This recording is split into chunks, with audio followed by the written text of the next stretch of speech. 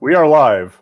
I'm going to subject everyone to the obligatory first 10 seconds where we go, are we live? Are we live? I think we're live. Should we talk? Let's talk. So hello, welcome everyone to, oh great, now that's my reminder to turn off the chime on my phone. Welcome everyone to Listener Feedback Live. I've been trying to put this episode out at conferences for literally like 2 years. And so I haven't even changed the text of this. It was written in like 2.5 years ago. So what's going on with this is going to be a regular listener feedback episode of the podcast, except all of the listener feedbacks are going to be read by you. Everyone who's in this session now, please volunteer to come up and read off one of these. So the way that's going to work is I'm gonna read through my script until I get to a point where there's a listener feedback email from someone. A few of them say male voice preferred or female voice preferred. Most of them, it doesn't matter. And I'll let you know if that's, actually I didn't have that written down, so I won't let you know if that happens or not. So it doesn't matter. And then I don't care about audio quality, by the way. If your computer has any kind of a microphone, that's fine. If for some reason it's horrible, I'll just cut that one out and won't use it in the show. It doesn't really matter that much. This is essentially all just for fun.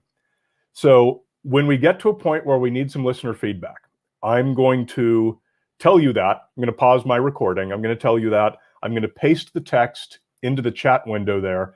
And one of you is going to need to come into the chat window and volunteer to say, you know, yes, I'll do it. And then Alexa, who is our admin behind the scenes, she's logged in as the Outpost.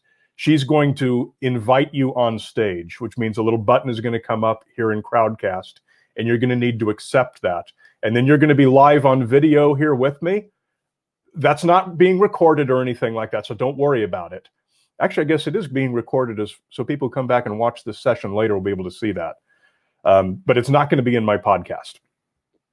And that's just a necessity in order for you to be able to talk so that your voice gets on the recording.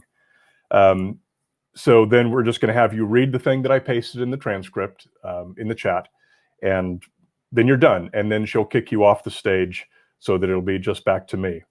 I don't see how many people we have in here. It's probably not too many. There's typically not a lot of people who come to these live podcast recordings. So if we run out of people, if we have more, I think I've got 15 or 16 little listener feedbacks. If we run out of all of you, then you're absolutely welcome to come back and do a second one or a third one if necessary. Maybe try and do a voice characterization or something if you want. For fun, whatever. Again, I stress, just for fun, doesn't make that much difference. So why don't we go ahead and jump in here? Where are we going? How do I start these podcasts? Oh, I know. You're listening to Skeptoid. I'm Brian Dunning from Skeptoid.com. Listener Feedback Live, The Outpost. Welcome to a live episode of Skeptoid Listener Feedback, brought to you from Outpost 2020, the virtual fandom con aboard the space station, The Outpost. Today we're going to address some feedback sent in by listeners all over the world, covering topics from conspiracy theories to ancient aliens and everything in between. And we've transported these correspondents here aboard the station, so we'll get to hear their comments in person. Let's get started with an email I received in response to Skeptoid number 311, Debunking the Rothschild Conspiracy, in which I addressed the conspiracy theory that claims the 19th century Rothschild banking family secretly still exists as a powerful monolithic entity, and today governs world affairs from behind the scenes. Listener Mark Marsh sent in this intelligent and well-reasoned rebuttal. Okay, so this is all going to be edited. And by the way, everything can be edited. So if you want to mess up and start over, that's fine. So here I'm posting this in. Oh no, it says your message is too long. Try reducing it to 500 characters. Okay, I'm going to post this in a couple of segments here.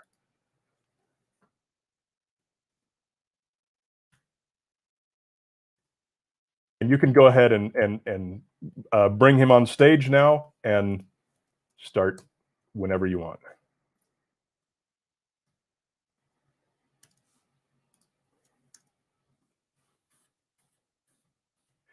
Yes, this one is wild, but typically those are the best ones. All right, so we're waiting for our person to be brought on stage.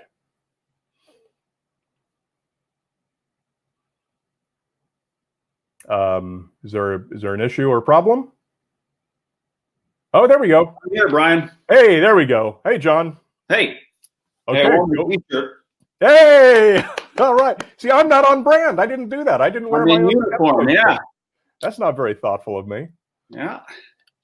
Everyone, this is John Sifling. He is the treasurer of Skeptoid Media. So, yeah, plays no small role in this weekend.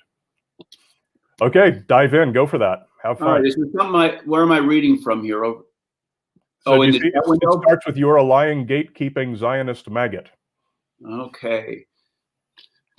You are a lying, gatekeeping Zionist magnet. I'm going to start over. Break. You are a lying, gatekeeping Zionist maggot. This video is a pathetic attempt to hide and deny the power of Rothschild. They control the world by denying that they have the power to do so and maintaining plausible deniability for their global Zionist domination plan. The Rothschilds, above all, are masters of hiding themselves. They created communism. Karl Marx was a family member. Zionism and Bolshevism to perpetuate vast crimes against humanity, including World Wars I and II, to advance their personal interests, which are totally focused on global control of all humanity. You work for them, you lying Zionist piece of shit. Thank you very much. Wow, I enjoyed that. Thank you. Here. Okay, Alexa, you can kick him off anytime now. Okay, so back to the recording now for me. My take on this piece of feedback is how uncomplimentary it is to this imaginary Rothschild cabal. The implication is that this supposedly all-powerful global family could come up with no better public relations strategy than to find a relatively minor podcaster and pay him some secret salary for more than a decade to record episodes about Bigfoot, the Loch Ness Monster, chemtrails, and the flat Earth. More than 750 shows. And somewhere in there is a tiny footnote saying something like, the Rothschilds really aren't that powerful anymore. It will be heard by an insignificant number of people who are already in the choir and already know that anyway. In some dark conference room, the venerable Rothschild elders looked at one another and nodded and said, yeah, that's our best move, to defend ourselves against the razor-sharp insight of the conspiracy theorists. If this is indeed our correspondent's position, he must not have much respect for the Rothschilds, which raises the question of why he gets worked up into such a passionate frenzy over the supposed threat they pose. Skeptoid number 191, Did Jewish Slaves Build the Pyramids? Looked into the true identity of the builders of the Great Pyramids at the Giza necropolis, and compared it to the popular Sunday school belief that they were built by Jewish slaves of the Egyptians. Listener Impress Signs sent in this thoughtful comment. So this is the next one. Listener Impress, so I guess a female voice is preferred, but anyone will do. Again, it's too long. I got to split this into two halves.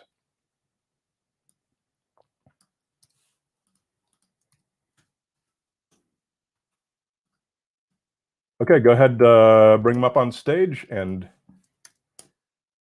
fire away.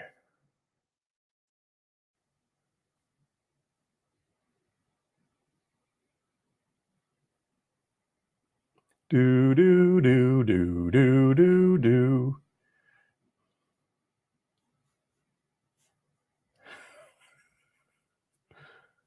Chandra has been invited. There we go. Awesome. Hi. Hello. Super excited. Me too. Thank you for coming. I'm this should be a lot of fun. All right. Mincing words does not make fake professor looking man as credible as he pretends to be. Of course, no Jewish slaves built or lived in Egyptian cities while in captivity in that place he wishes you to believe was called Egypt. The Bible supplies us with the fact that no people were regarded as Jews, such as the Revelations 3:9 mention frauds who will have us all die in real time to protect them, but rather a peculiar nation was fomented outside of Egypt, where stiff-necked Jews were given the ultimatum only so-called blacks would come to suffer, including ongoing confusion of race or face. I have no idea what the words I just read meant. I'm going to leave that in. These are just incredible. Every time I hear these, it's just like, oh my God. But anyway, thank you very much. You're welcome. So here we go. Take that, science. This, actually, I whistled. I do that. I'm like whistling on my S's. Is that something that happens when you get old? Take that, science. This correspondent does bring up one point that's deeply intriguing, that I am a, quote, fake professor-looking man. It is, in fact, the strongest part of her argument. So I'd like to give an opportunity to some of our other correspondents to wield the same logical reasoning.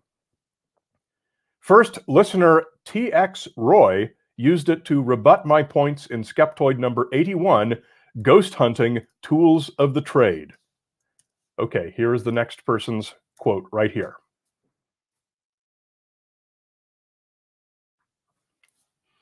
And it's just that one paragraph.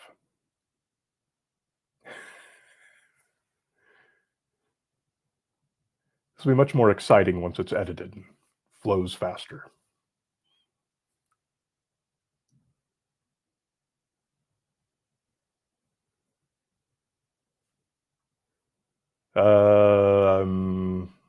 Something going wrong?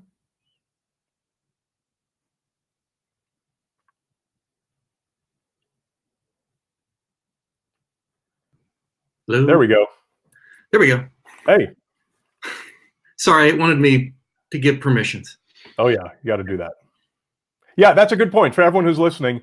It's gonna ask you to have to give permissions to Crowdcast for your camera and microphone. Say yes to all of that. Okay. Fire away. Oh, this is that one. Okay. They should have picked a guy to present this who looks intelligent. He seems like one of those religious preachers. I don't care if ghosts are real or not. These shows are entertaining. Perfect. Okay.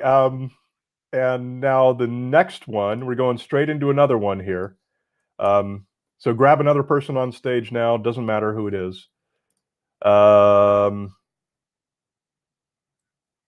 response to that first, that's the quote, starts with, this guy looks like a puppet. My response to the last one is, listener John Grabowski sent the following helpful observation in response to Skeptoid number 519, alien implants. Okay, Andrew, you're up. What we're doing is waiting for Andrew. I need a guitar so I can be like Arlo Guthrie singing Alice's Restaurant. What we're doing right now is we're just waiting for the next person to come up on stage. Waiting for it to come around right here on the guitar. I'm sorry, I won't do that again. It's deeply offensive. There we go. Hello. Got your quote? This guy looks like a puppet. Oh, that's it. Sorry. This guy looks like a puppet for some reason. I made a breath noise over that. Could you do it again, please? Can you hear my dishwasher? No. It doesn't matter if I can or not. Audio seriously doesn't even matter. Go for it. This guy looks like a puppet for some reason. Great. Well done. Thank you very much. And everyone, just so you know, this is my son, Andrew, grad student in geology at Portland State University. Thank you very much, sir. All right, Alexa, kick his ass out of here. And we're going to go right into another one, too. So get ready for the next person. Here is their quote. My response to the previous one is, and Christopher A. employed similar rhetoric to debate my conclusions in Skeptoid number 404, the Boggy Creek Monster. Okay, so now we're starting with, it's funny, I usually call.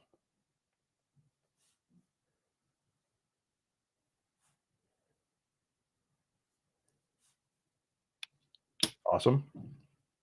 All right, I'm back. Go for it. It's funny. I usually call Brian's fashion choices dadcore. But he, oh, wait a minute. I'm reading. Is that what I'm supposed to read? No, that's right. That's okay, right. Take two. It's funny. I usually call Brian's fashion choices dadcore, but he's unwittingly ahead of the curve here with black turtleneck with blazer combo. That look was just revealed in the 70s. High fashion redux going on at the same moment. It jumped on me, Brian. Sorry. No, it's not like it's going to make any less sense than it was intended. Yeah. Okay, here we go. And so let's keep doing it that way. I'm going to paste in the next person's comment. This one is male voice preferred also. And I'm going to go ahead, while you're doing that, I'm going to go ahead and read my response. So we can get rid of John. He brings down the quality of the show, really, just having him here. And now, with apologies, we're going to turn to the dreaded subject of 9/11 truthers. I'm just kidding, John. You don't bring down the quality of the show. In all the topics I've covered, no true believers are as passionate as those who still believe 9/11 was an inside job. They take it to fanatical extremes, with their obsessions sometimes costing them their families, their jobs, and ultimately their sanity, pursuing this ultimate conspiracy theory. This email came in response to Skeptoid number 54, The Twin Towers Fire Melting Steel, from a listener whose name either actually is John Thomas or who wants us to think it is. And that's it.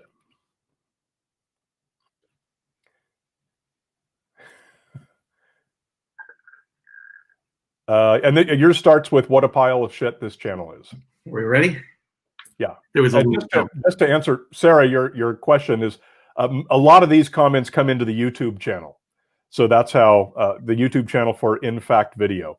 Now, since those are all based on Skeptoid episodes, we have someone replying to a video of me basically doing a Skeptoid episode. So that's how. Okay, fire away. What a pile of shit this channel is. OMG. Nothing you've said is true. You should be hung by the neck with your pedo-loving deep state cronies. Buildings do not collapse due to fire. This is why they have regulations, and it was not damaged. Even the dumbest of children can see that. Anyone that believes the official story has to be some kind of retard or sheep. Thank you very much. Sheeple. I know. How did they not say sheeple, right? Okay, here is the next one. This is gender agnostic as well. And here's my response to that. Though I agree with this correspondent that his perspective may indeed be shared by the dumbest of children, that's unfortunately not the way we determine what conclusions are best supported by the evidence. Here's another from an anonymous fan. And now we go with the next quote. You are an ignorant fool. Hello again. Oh, hi. All right. I feel badly insulting you. I like your program. Thank you. I'll take that. It's a rare positive comment that I get. You are an ignorant fool.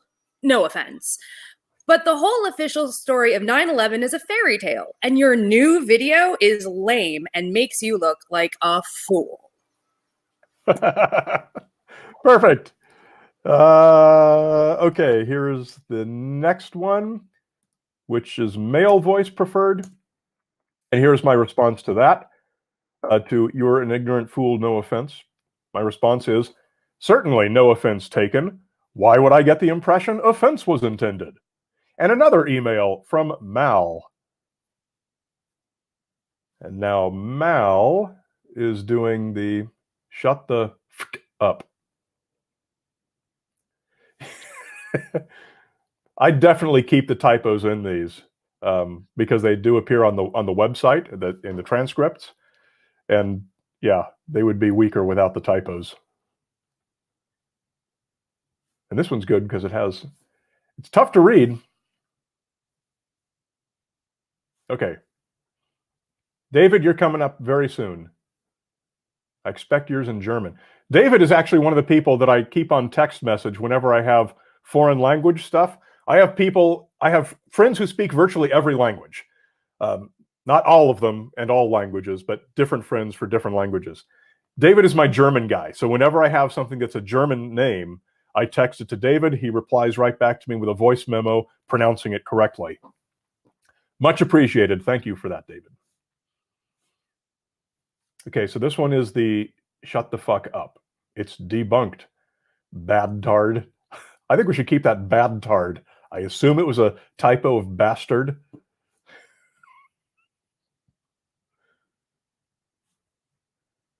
Jared, thank you anyway. It's the thought that counts. Okay, so David, you've got your invitation to come up on screen. There you are. Awesome. Hello, sir. Been a while. Yes, indeed. Am I doing the shut up run? Yep. That's fascinating, yes. Shut the fuck up. It's debunked, bad tard. I worked with steel constructions, and you are a Zionist scum. That's my high school drama. Oh my gosh, these never get old. Okay, it's most amazing to me that the beliefs persist even after all these years, that steel can't be softened by heat from fire. It's almost as if they never heard of blacksmithing. And even as I said in the episode, it's perfectly easy to see actual large steel girders from buildings that collapsed due to fire alone, as there are literally hundreds of examples from World War II incendiary attacks. Some of these preserved girders have been on display since long before 9/11 at the Edo Museum in Tokyo, London's Imperial War Museum, Dresden's City Historical Museum, and others. But more significantly, I want to highlight something you may have noticed, which is a common theme running through many of these listener comments. Here it is again, illustrated by Sherry Jacobs. Okay, Andrew, you don't look like a Sherry, so I'm going to call you Charles. Here it is again, illustrated by Charles Jacobs, again in response to an episode debunking 9/11 myths. And here is your text. 500 characters. Breaking it up again. I charge $1 a character, so that's okay. Yeah, I think I've paid you that much and more. Okay, fire away at ready. You need to know, Brian Dunning, that we know the truth and you are going to be stopped. You are guilty of treason, and now in the cover-up of mass murder, that makes you a co-conspirator. You are the filth that is ruining our great nation and has usurped our Constitution. Capital punishment is the sentence for treason. So, Mr. Dunning, we've got you running scared, you chicken shit giantist pig, to publish this BS, and I seriously hope that America is waking up and does not fall for more impossible lies. Secretly, he's been dying to talk to me like that for 20 years, and this is his first opportunity. Are these all YouTube comments or are these emails? They're not all. They're both. They're both from the... See, now we no longer take comments on the website because that just turned into an anti-Semitic cesspool. It was ridiculous. So since there are no comments on the website, written comments like this usually come in through YouTube. So to get these listener feedback ones from actual people who are not intelligent, supportive listeners, I usually have to go to YouTube. Okay, let me go on. I will go ahead and post the next one up there. This is from someone named Trava, and I don't know if that's male or female, so I don't care. Whoever wants to do it is up next. That's the text. I'm now going to go back and read the response. The obsession with Jews, or with Zionists, aka super Jews, is endemic to nearly all conspiracy theories. Why has this one minority been singled out by the conspiracy theorists as most likely to conspire? It's a fact that Jews have been blamed for virtually every conspiracy theory ever since Jews betrayed Jesus to the Romans 2,000 years ago, making them ultimately responsible for every bad thing that's happened in the Western Christian world over the ensuing centuries. Pardon me. Just be glad you don't have to be the person who edits these podcasts, listening to me coughing and belching and going... They are perceived as having the ultimate power and wielding the ultimate evil, with all nations chained in servitude to the Zionists. As English writer David Baddiel has noted, the Zionists are basically Spectre, which makes the conspiracy theorist James Bond. Let's take one more piece of feedback before leaving the realm of conspiracy theories. This one came via Twitter in response to a tweet I made debunking the supposed proofs that the obviously fake alt-right hero QAnon is actually a real government insider and not just some genius troll having the time of his life catfishing the Alex Jones fan base. It came from Trava Moko Maga.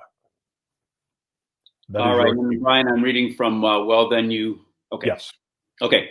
Well, then, you continue being a statist and question nothing. I'll continue looking for deeper meaning and real answers. Sorry, I don't believe everything the government tells me or the 9/11 Commission report. Perfect. Thank you. Let's play Name the Logical Fallacy. If you don't believe that the hilariously, ludicrously fake personality QAnon is a deep state operative, you, 1, are a statist, 2, question nothing, and 3, believe everything the government tells you. What's the logical fallacy here? Shout it out. False dichotomy.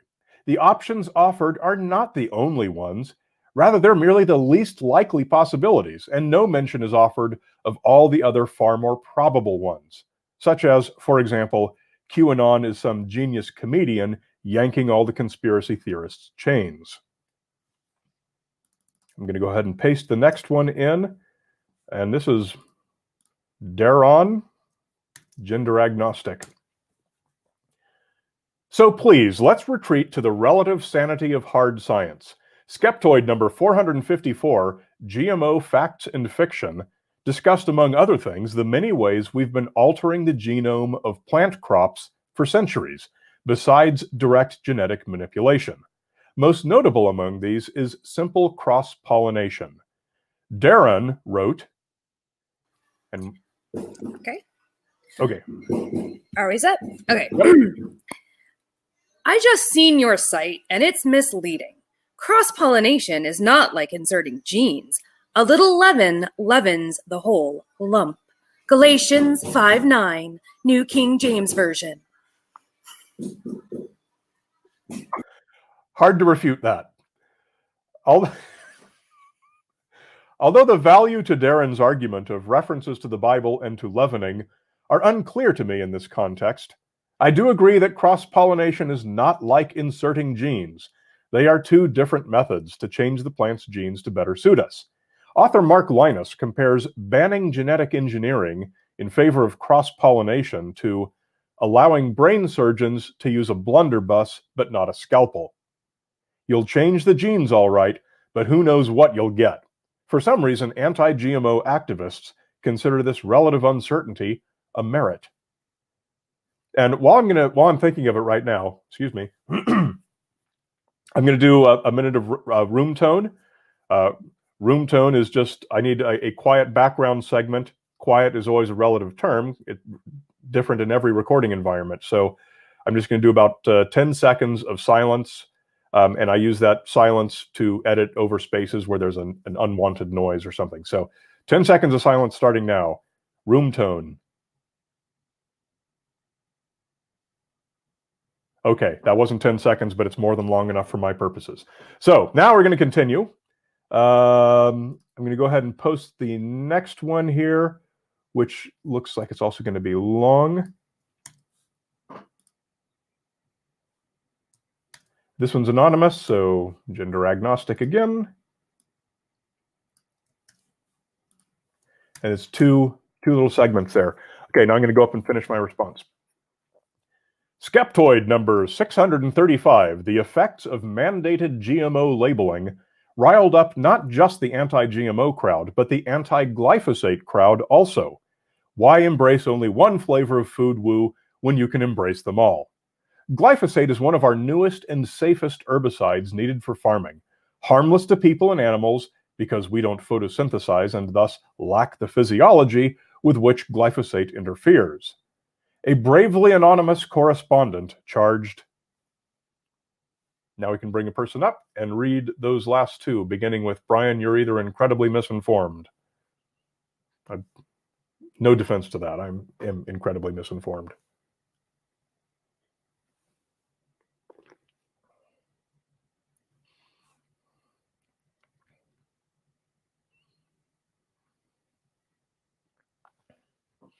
David is on the way. All right. Thank you all for putting up with these slow pauses. I know it can be a little bit annoying if you're just here to enjoy the show, but it'll be well worth it, I assure you.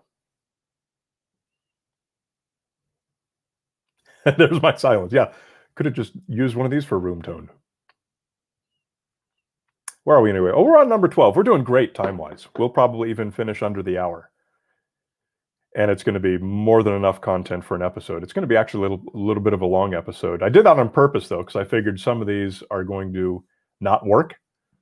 David, if you did accept and it didn't work, because it definitely has not brought you up, then why don't we try, if you're able to maybe retract the invitation to him, kick him off, and grab the next person.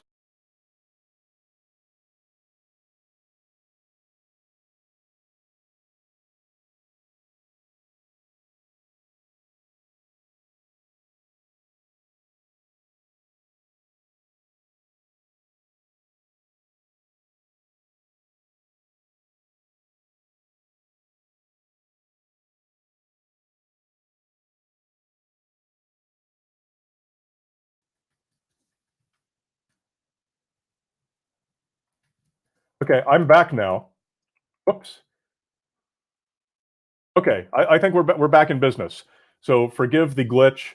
Obviously, we're trying to do something unusual here, which is bring up all of these different people for reading the clips. So bear with us. Again, I stress it'll be worthwhile. So apologies for whatever hassle that is. We have this next quote starts with, Brian, you're either incredibly misinformed. It's scroll upward to get it. So whoever we're able to bring in next to read the next one. Rick, I don't believe you have read one. Would you like to give that a shot? I think everyone else here has already. I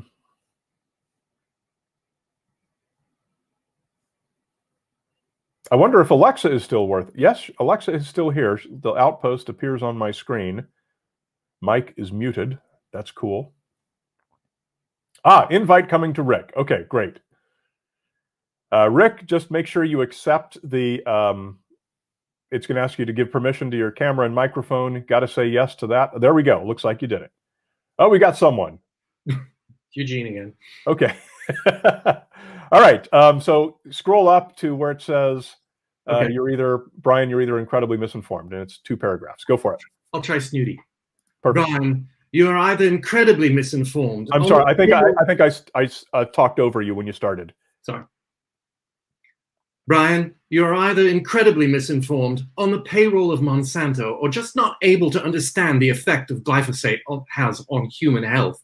The WHO has declared it to be a probable carcinogen. 65 countries have banned it. Although GMOs themselves have not been thoroughly vetted, the toxic doses of glyphosate have been clearly documented. Note the avalanche of lawsuits against Monsanto.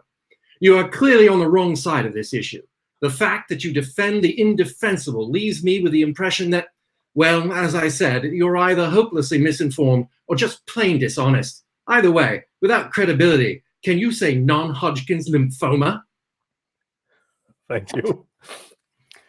We could beat a dead horse and point out that virtually every scientific body on the planet criticized the World Health Organization placement of glyphosate into their Group 2A classification, which means that there is limited or insufficient evidence of carcinogenicity in humans.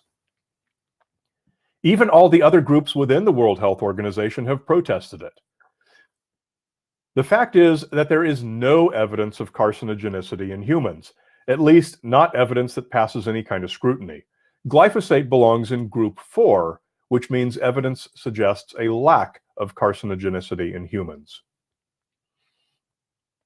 Okay, I'm going to paste in the next one here.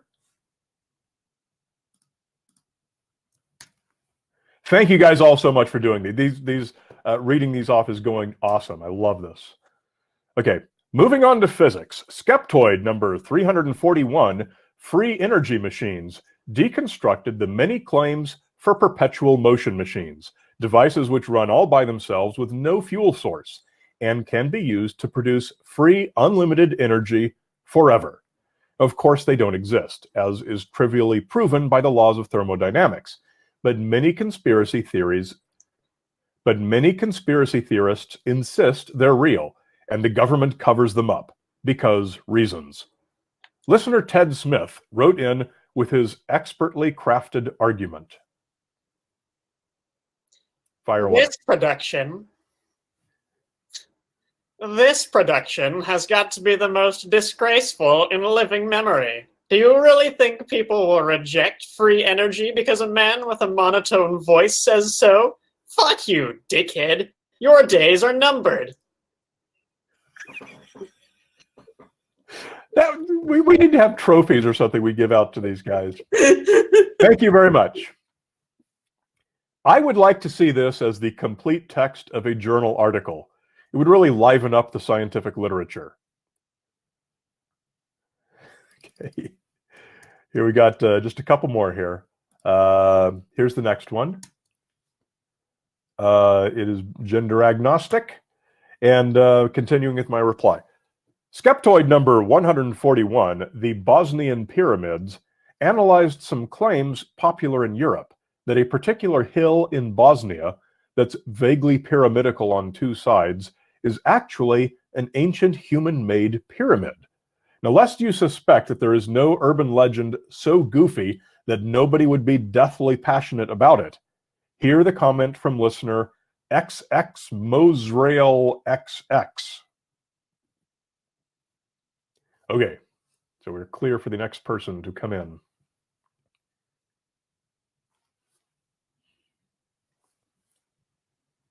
Awesome. Hello, can you hear me, Brian? Yep, perfect. Good deal. This is the You Talk Brian, Bullshit you and talk Lies. bullshit. Yeah.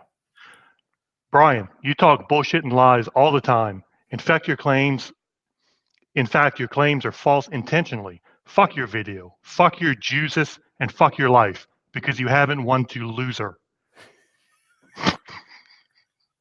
Sorry. Wow. Because you haven't won, you loser. Maybe you can edit that. Yeah, no, that'll be perfect. I will. Thank you very much. Great talking with you. I asked him for some citations. Still waiting, hopefully. Okay, this next one actually is in 3 parts. So I'm going to post these 3 separately, but I'm going to talk in between each one, okay? So, and this one is from Richard, so gender male. That's the first one, skeptical about skepticism. Second one is, I feel you have a closed mind. And third one is, however, we shift 90 degrees. Okay, so let me go up and go ahead and bring in the next person. I'm going to go up and read the intro to these. This next piece of feedback came into the general email inbox with no context and does not appear to be a response to any specific episode. In fact, I'm not even sure it represents a specific line of thought. It came from Richard Stimley and began with the familiar adage. Wow, another manifesto here, huh? So yeah. I began with, I feel you have a very closed mind. I am skeptical about skepticism. Okay, let me see if I can find it. Yeah, there it is. Not seeing it, Brian. It's about 5 comments. Oh, okay, right, okay. So I got 3 text boxes here, right? Yeah, but okay. Pause between each one. Pause between each one? Okay. Yes. I am skeptical. Wow. I am skeptical about skepticism. Gee, never heard that one before. Wooists always deliver this phrase as if it's a zinger, a real gotcha that will leave the skeptics speechless. Go ahead. I feel you have a very closed mind and are only able to see what is able to be proven by cold, hard evidence. If we know that looking at 3 balls head-on with 2 on either side of the center, we see all 3 balls and their centers. At this point, I'm putting on my seatbelt in my office chair because I'm expecting a wild ride. Go ahead. However, we shift 90 degrees. Now we only see 1 ball entirely, depending on our elevation. What if we move that perspective to the constellation, Orion's belt? Are we certain that we would only see 1 star? Is one larger than the other? Do 3 stars even actually exist? Does the person asking the question actually exist? This Go is ahead, a repeat that errand. line. Okay. Does the person actually asking the question? Oh boy. Can I start right at does the person? Sure. Yeah. Okay. Does the person asking the question act? Oh boy, that's a tongue. Welcome to my life. This is editing a podcast. Ready? Does the person asking the question actually exist? This is a fool's errand, and you are wasting your time debunking philosophical. Oh no! Oh no! We John, you got cut off. We're going to need to bring John back in, if we can, and get the rest of that clip. I'm going to go ahead and continue. Oh, we got him. Okay, there we go. So restart from "This is a fool's errand." All right, so let me find that here over here. This is a fool's errand, and you are wasting your time debunking philosophical methods. Get a real job. Perfect. Thank you. Again, this is our treasurer telling me to get a real job. Thank you so much, John. I'm not sure at what point in your email you realized it was a fool's errand. I'm just glad that moment finally did arrive. Regarding this correspondent's penultimate thought, just before the somewhat misplaced advice that I get a job that is not imaginary, it was suggested that I shouldn't debunk philosophical methods. Well, I don't recall ever having done so, as it's not relevant to my show. Excuse me. So I invite this correspondent to please write again, so that we can continue this productive and instructive conversation. And so we are at last down to the final email. Last one.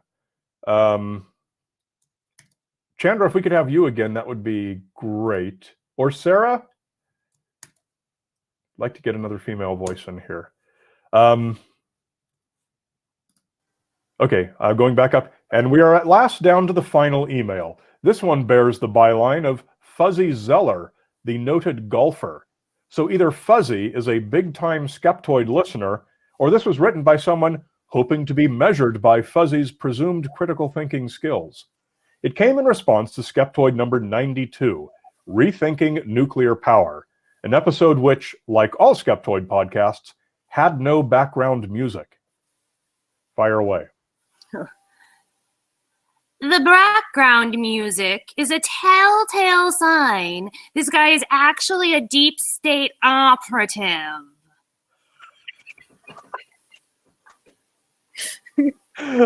Thank you. My pleasure. It took Fuzzy to unmask me as QAnon. So listeners, keep that feedback coming. Except in the cases of all the emails included in this episode, feedback generally improves the quality of the show. But once in a long while, we have to open up the drain at the bottom of the sump and let the sludge drain out. That's done. So now we can get back to the business of great stories, great feedback, and the shining of bright light on our favorite pop culture mysteries. So until next time, there's one thought I will leave you with, and that's to always be skeptical. You're listening to Skeptoid, a listener-supported program. I'm Brian Dunning from Skeptoid.com. Yay! Okay, that was awesome and amazing. So, yes, Uncle Patrick, you are correct. There is no background music in Skeptoid. I have no clue what that person's either talking about. But it's not like most of these people who send the crazy comments. It's not like most of them are even listening to the podcast. So we can do, I mean, we've got 10, 15 minutes left here. We can do questions or Q&A or just chat or whatever anyone wants to talk about. Space Station A-Ring room upgrades for all of us. Yes. I hope everyone enjoys the Space Station theme of this con. You know, yeah, Eugene, in fact, music probably, of course you're right, but I didn't want to say that because it's funnier to pretend that we're talking about the podcast. I hope you all appreciate the Space Station theme of this conference. Our idea was, you know, all the clever names for virtual conferences are taken. So we had to come up with something totally out of the blue. And we just came up with the Outpost. and we'll pretend that this takes place on a space station and it's in deep space. And that way we can say that there's different meeting rooms and there's the cantina. And, you know, we're trying to combine all of these different genres, fans of animation and comic books and science fiction and hard science people, trying to combine all of these. So we all meet in the cantina of the space station. That's sort of the theme that we went with. Now, this software, Crowdcast, that we're using, it does support, I mean, the screen that you're seeing right now, it could have been a whole, like, combined, like what's the word? An image consolidated from various video sources. A composite image. We talk about like making it like the control panel of a space station or a spaceship or something with these TV screens on it. And each speaker would be on one of the TV screens. And we could have different ones, you know, for sessions, and there's 3 people. And we can do that with it. And probably we will try and do that next year.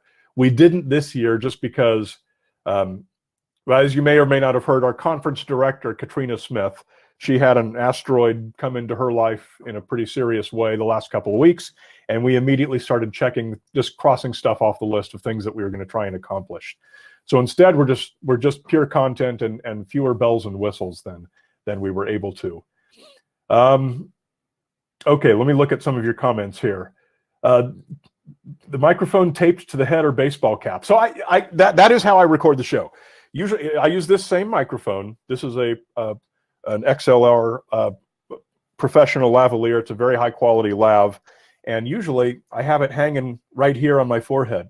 I don't use that finger.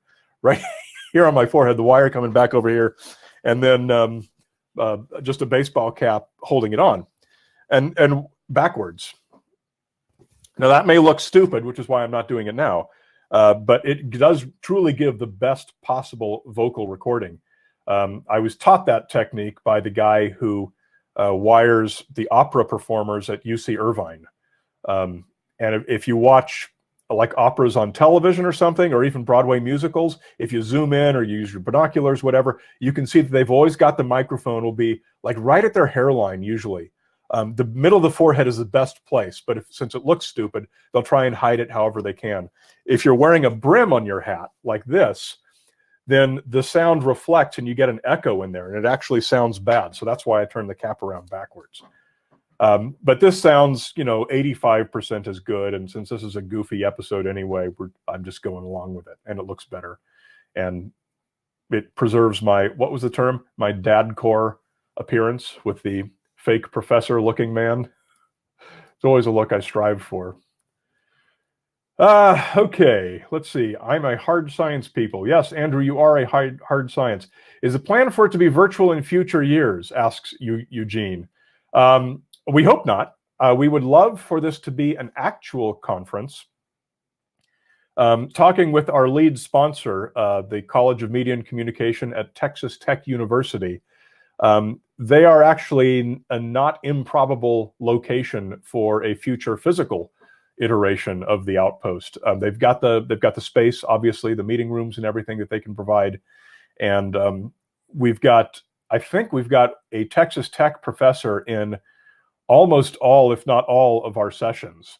That was part of the deal. Is they've got lots of fantastic academics, people who study pop culture, who study comic books, who study superheroes.